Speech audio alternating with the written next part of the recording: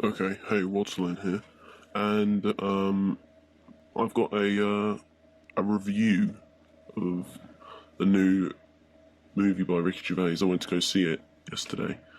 Well, whenever I upload this, yesterday isn't very good. I saw it on the 1st of September.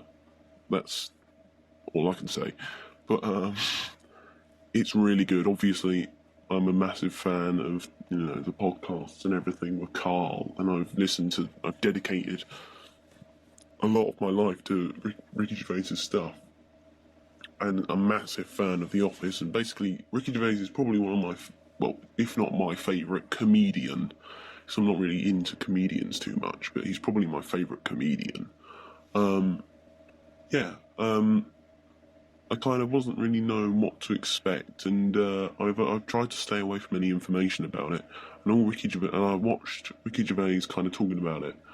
I don't want to give away too much. There's nothing really to give away. It's David Brent 13 years later, so you don't have to have seen The Office to understand this. It's pretty, there are some references to The Office, and it's another documentary crew coming with him while he's booked a tour, a small UK tour of about a 50-mile radius of where he works. He's taken 3 weeks off, and he's cashed in all these pensions, and he's hired these session musicians and a tour bus, and he's going on tour, and he's doing his thing with Foregone Conclusion. But obviously it just blows up in his face in true David Brent style. And the film, it makes you laugh hysterically. Like most people in the cinema, I was worried I'd be laughing too much, but people in the cinema were crying, and they were also crying with sadness, because they're obviously, with David Brent, he's hilariously kind of sad and ridiculous. So there are some really sad moments in it. One, which I think most people have heard about, is where he pays his session musicians to have a drink with him and stuff like that. But without spoiling the end, it has a happy ending for him, as The Office did. Because in the end of The Office, he tells Finchy to fuck off. Finally, he goes, "Finchy, why don't you just fuck off?" And that's something that everyone's really been waiting to say for ages, because obviously David Brent loved Finchy more than Finchy loved David Brent. And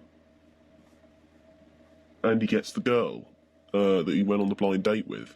So, and in this film, it ends on a high, and all of the music, although it's all comedy, Slough, Life on the Road, mentioning all these towns, Sidcup, Ipswich. He's a tampon sales rep, singing Native American, Gypsy Lady. These songs, they're comedy songs, and they're not, but they're funny.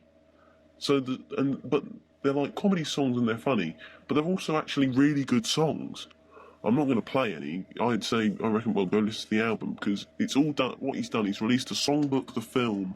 The film is the premise.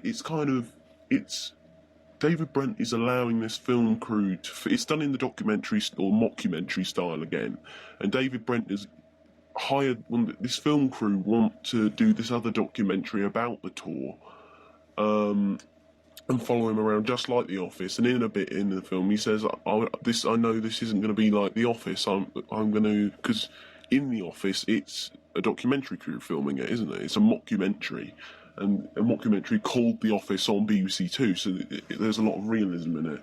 So yeah, his whole thing was, I'm going to go on tour, I'm going to get this big musical dream, and obviously it blows up in his face. But I definitely go and see it while it's still in cinemas. Definitely go and see it. I rate 10 out of 10. Great Ricky Gervais. I can't think of any kind of bits I wished I hadn't seen.